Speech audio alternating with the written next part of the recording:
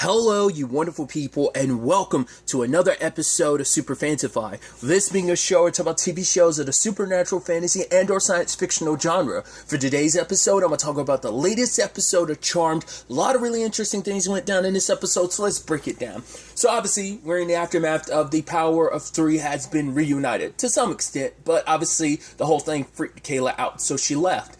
And I love that Mel is the one that's kind of so desperate to be like, no, let's find her, let's make her, like, bring her back, because obviously we need the power of three again, whereas Maggie is kind of like, no, give her space. And I love that it's basically both of them, their reactions are based on what both of them are trying to, because Maggie kind of needs her space, because she admits it in the episode, and I thought it was so powerful, of like, I'm not so quick to, like, bring someone else into the craziness that is this life. The fact of the matter is, Macy came into our lives, and it was the happiest thing, but it also came with the byproduct of her dying. Like, I'm not so quick to bring someone else into this life just to lose them again, you know? And then Mel is, you know, not saying that she's trying to fill that void of Macy being gone, but it makes her feel like, I think, It gets her feeling like she's moving in the right direction again. Like, she's kind of been spiraling for a while. It's the whole Macy thing. It's the whole Ruby thing. And I think it's just, I mean, that all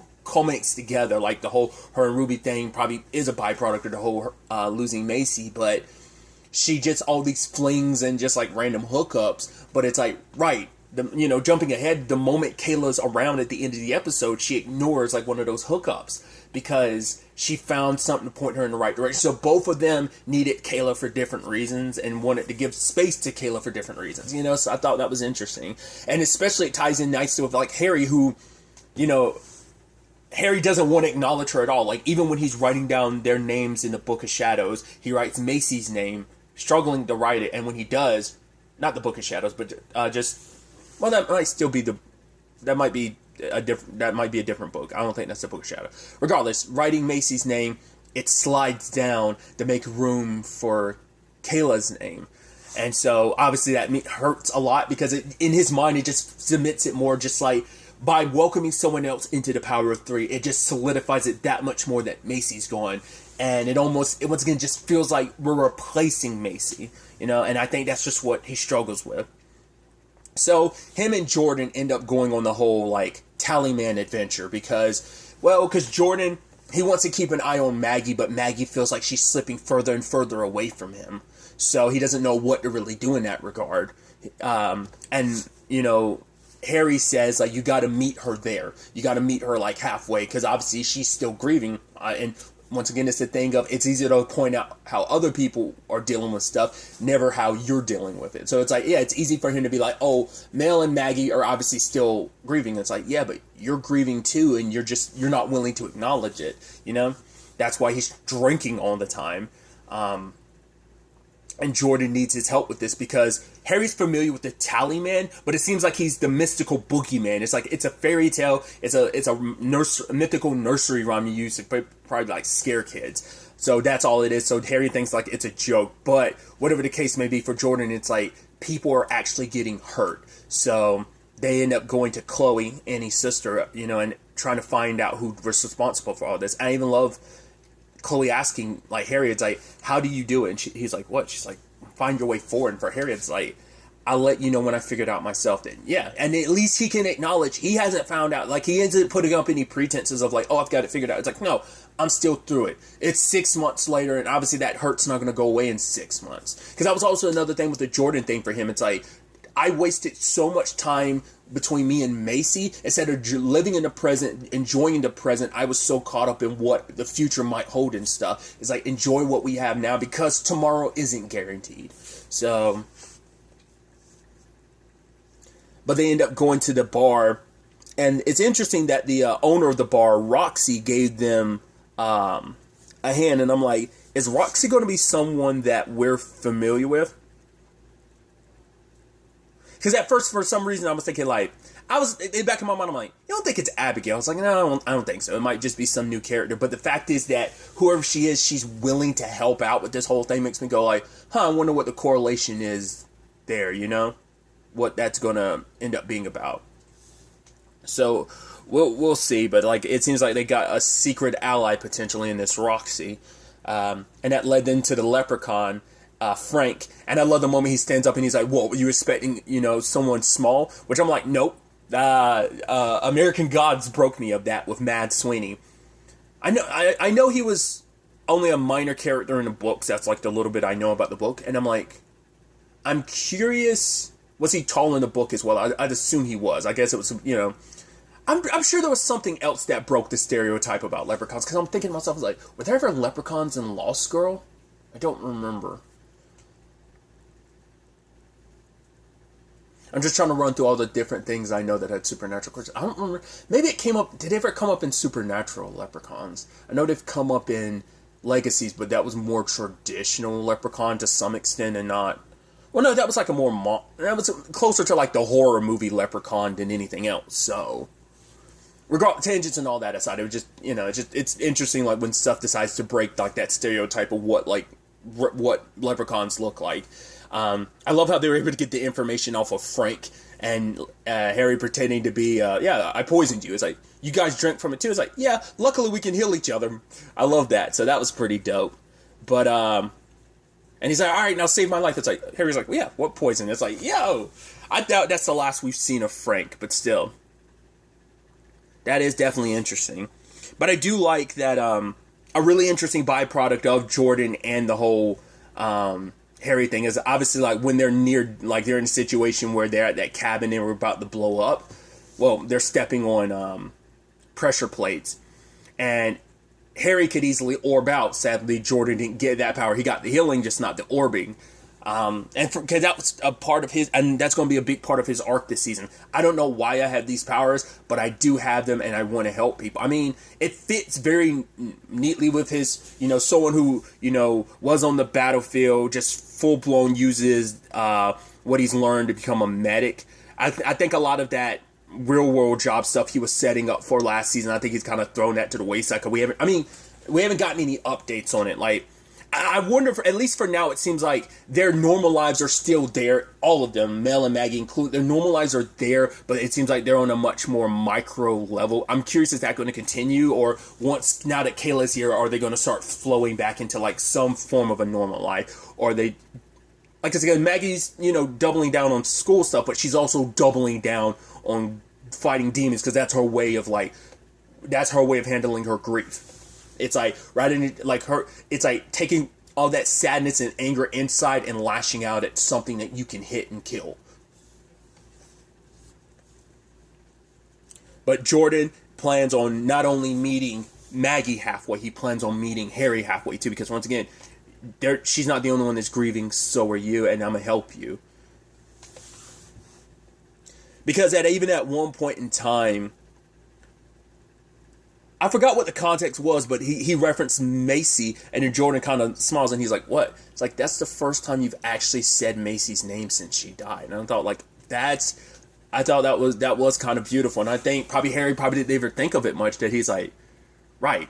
Like, it isn't, but, like, it's usually, he doesn't casually bring her name up. It's usually in the context of the Power of Three. Like, he probably, at least around Jordan, like, probably saying Macy's name last episode when it's like, this is the person who's supposed to replace Macy. It's always probably under the context of the Charmed ones. He's never just talking about Macy as just the person she was,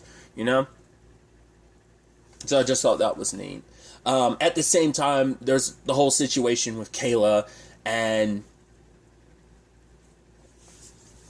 I thought that was pretty neat. Obviously, the element of like, right, she just wants a normal life. And that's also, I think, the rub of it. It's like, right, this magical life comes with a cost. Like, you have to make sacrifices when it comes to your personal life. They've all kind of gone through that in more ways than one. Obviously, both in a just normal life sense and in a magical sense, this life comes with sacrifice. It comes with loss. And so Kayla already has kind of the life. She'd even said it in her note, like, she already has a family, don't contact me again. And Maggie had to tell Mel, don't call her, don't text her, don't DM her, So,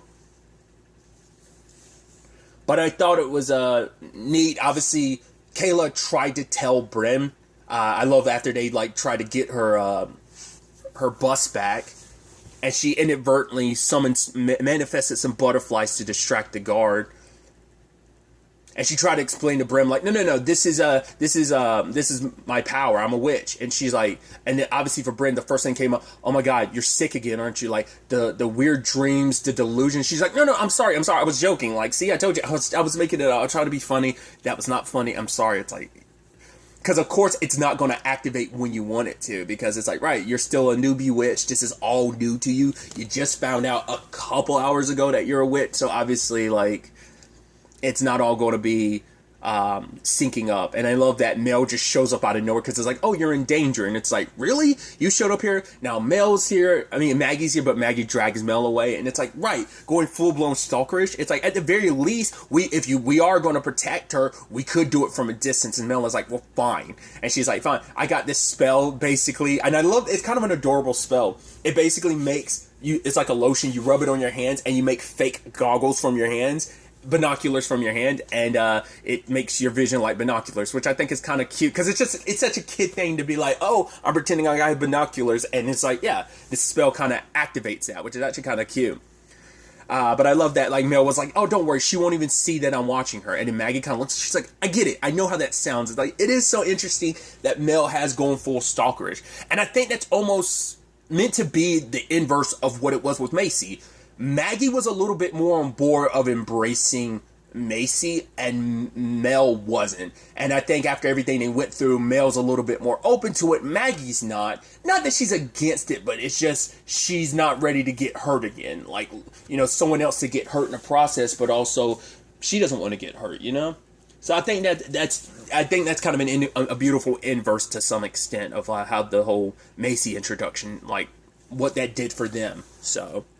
And obviously Mel keeps going like, oh, we might be sisters, don't you want to know the truth? And that's what I'm fascinated by, because it's like, right, she's like, I'm 28, you're 26, my mom could have easily had another, like, affair or something like that, but it's like, yeah, I doubt it. Once again, I like that they're playing with it, but I doubt that's going to be the resolution. It's like, oh yeah, she's like your sister from another affair. I'm like, no, well, I say that, but once again, Maggie and Macy were the actress. Did it ever come up that Maggie's full name is Margarita? It makes sense, but I'm like, I guess I never thought of it. Mel and Melanie, that's no surprise, because the actress who plays Mel's name is Melanie, so that makes sense. But like Margarita, I don't know why that never crossed my mind to be like, of course, I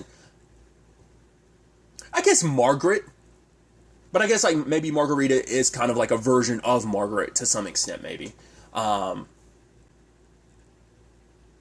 was it just Margaret? It looked like it was spelling out Margarita. Hey, I don't know. I was like, that's why I'm like, she's Maggie for so long to me. And I'm like, have they ever said her full name? Maybe they haven't. I'm just like, maybe I'm confusing. Maybe I'm saying Margarita just because I've been video gaming so much and there's a character named Margarita, and maybe that's why I like this to get up. But I think her name is Margarita. I don't think that was Margaret. Not unless it was. Maybe just my vision is terrible that I'm like, oh, I couldn't like read through like the cursive. Tangents and all that side. That was just something that kind of popped up in my mind. But it's interesting to find out the lady that's hunting, and it's like, oh, you're gonna feed a witch to your Seymour, which I'm like, is that supposed to be almost like Little Shop? No, is that Little Shop of Horrors? With Seymour the plant, feed me? Is that what that's supposed to be, like a wink and nod to? I've not seen that in so long. But that's what I was wondering. I was like, is that what that's supposed to be, like a wink and nod to? If so, that'd be interesting. It's like, oh yeah, you got this wild... I mean, this is more tentacle-based, and that was more plant-based, but I think there's still a correlation there. But she's trying to... It turns out she hunts witches that display their magic to normal humans. I'm like, that's interesting. I guess because maybe she's not officially a charmed one.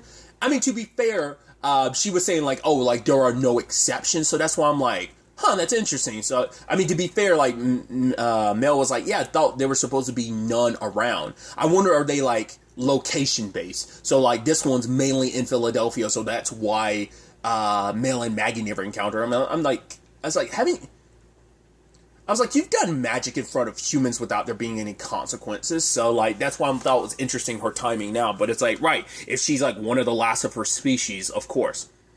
So, but I like that she doesn't have to just rely on the bag. She's even got her, like, her and Macy had it out, like, an umbrella versus a, her baton, which I love that it's like how like the lady was like smug too about it, like, oh, ha ha ha ha, like it was a duel or something.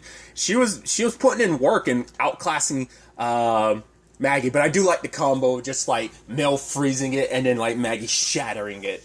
So, but in the process, she ended up becoming her own undoing because she ended up attacking Bryn. And it's like, right, you hurt a human with your magic. It's like, no, that was her fault. I pressed the fire alarm so they would all leave. So that's on her. And so Seymour ended up eating her. They got the bag now. They just ended up locking it up afterwards. So that might come in useful later on when you need a dispense of something. You just feed it to Seymour, I guess.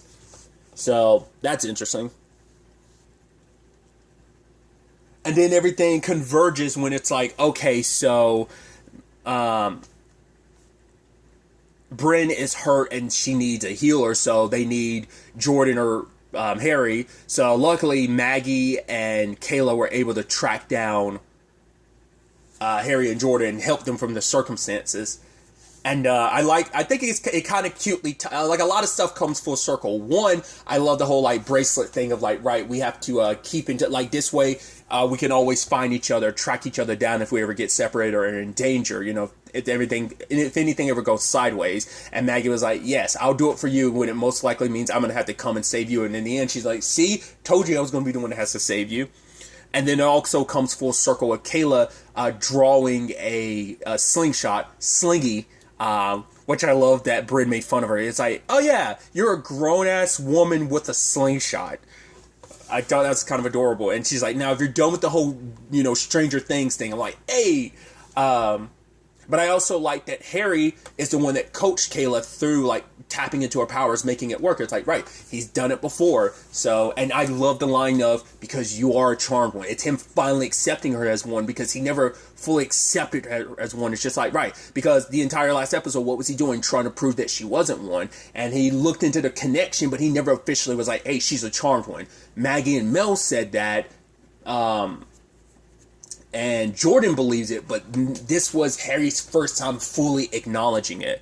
So, luckily, Kayla helped. They bounced back to where Bryn is, and her words before passing out was like, right, you're like Kayla, take care of her. She acts tough, but she needs people around her. So, luckily, they got there in time. Harry and Jordan working together healed her. So it's almost like Harry's kind of slowly representative of like Harry being back in the fold of like, Jordan's got my back through all this and I've also got yours. Like, we're in this together. Like, it was almost representative of the whole meeting Harry halfway thing. So luckily it all worked out in the end. And even then, like, Harry later on writes Michaela's name in the book. He can finally bring himself to do that. So I think that's beautiful. I think it's not going to be easy, but I think Harry's finding his way forward. And just like Jordan, you know, Maggie wants to go fight demons, and she's like, right, if you don't want to, he's like, no, give me the brass knuckles. It's still kind of like a, because he's scared, because it's like, right, what if she gets so far away from me that I can't reach her anymore? But at the very least, despite his fears, it's like, right, I'm still going to meet her halfway. Because she didn't even want to be around Kayla and Mel right now, and I think that is going to like play a role in disrupting the sisterhood, like rather than, because Mel's a little bit on board, and that might even be an issue going forward, that Maggie might be like, right, you're a little, I mean, yes, Mel already presented herself a little too gun-ho about it, but maybe like Maggie might be like, yeah, why are you so gun-ho about like the whole like, oh, like let's jump into this, like Maggie's hesitancy might play a role in some of that going forward, you know, some disruption in the power of three. So it seems like they're also like, from what we've seen, it seems like they're the only ones that have ever come back around because of that. Like, obviously they had a right around it, obviously, of course, but it's still a thing of, I'm curious as to why that hasn't happened in history before. Like, once the sisterhood was broken, it was never reunited again. Because everyone, like, once, we've seen with every previous Charm ones, as when one of the sisters died, that was it. Like, that was the end of their story. Obviously, not for the VIDS sisters, you know? There's another out there. Which I also love the thing of, she's Kayla. The only people that can call her Michaela are the people that are, like, family and close friends, you know? So. And obviously there's the conversation too about like, because even Bryn was like, when she found out, like, oh my god, at first I thought it was crazy, but it's like, wow, you really are a witch. Like, oh my god, I have like 400 questions. Like, dude, the first and most important question she got out was the only question she was able to get out was, do you think this has anything to do with your birth parents? And you'd assume it would. So, I mean, because this traditionally is a hereditary thing, so her family has some connection to the Vera family, at least like their mom's side of things. Whether that's like on like a, I'm curious and what that connection, that correlation is to them. Like, what is their connection? Because it doesn't seem like a Josefina side type of thing where like, because Josefina is tied to like their mom's side of the family, but it seemed like so is Kayla, but maybe something else. I don't know. I'm interested to see where things kind of go from there. You know, what that necessary connection and correlation is. But I did like, you know, like I brought up earlier, Mel turning down like a text from one of her hookups to. I love that she even has a nickname at the bar, Kiss and Tell Mel. But she decides to hang around Kayla, even making her feel more at home, having a home away from home, having her bus there. Because sadly, Kayla has to stay here, and Brendan's like, it's like, right, this is where you kind of have to be. Because for Kayla, it's like, it's not where she wants to be, it's where she needs to be. If it means helping people, if it means protecting the people she loves, learning how to control her magic and keeping danger away from them. Because it's like, as long as I'm around them, there's always going to be potential danger. But it's like, right, I need daily FaceTimes, texts, making sure that you're okay. You know, Bren's all like, yeah, I'm always one freaky, giant, glowy circle away. You know, I like that.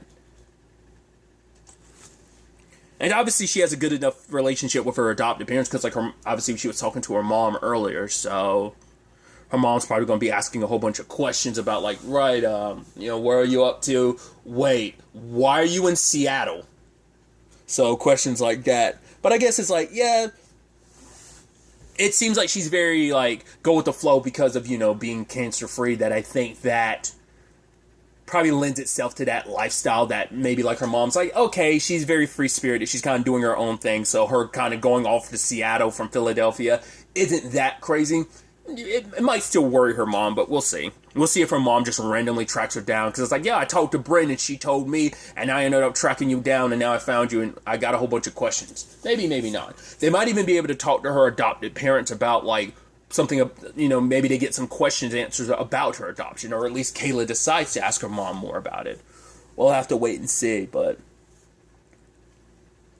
I think the title of this episode is You Can't Go Home Again, or something like that, which is, obviously, it's symbolic all around, because it's like, right, you can't just go back to your regular, normal life, because once this magical world's found you, it kind of gets its grips into you, and it'll find its way to you one way or another, and, and it almost flows with the whole, right, Mel and Maggie, how they're handling the whole Macy's death thing, too, of, like, trying to find a way forward. Same thing in Harry's case, too. So it's interesting what that, once again, like, they come up with this stuff on purpose, but it's just, like, it's these episode titles are well thought out. It's just one of those things of, like, man, it's just, like, because a lot of times I won't always pay attention to, like, the episode titles of, like, most shows, so you don't really realize, like, how good because some shows will just do the thing of, which I always think is interesting, because it's like, right, a line out of the episode is going to be the episode title, which is still going to be symbolic of a lot of stuff in the episode, or whether it's just a title they make up on their own that's symbolic of it. It's just always interesting to see what a show decides to do.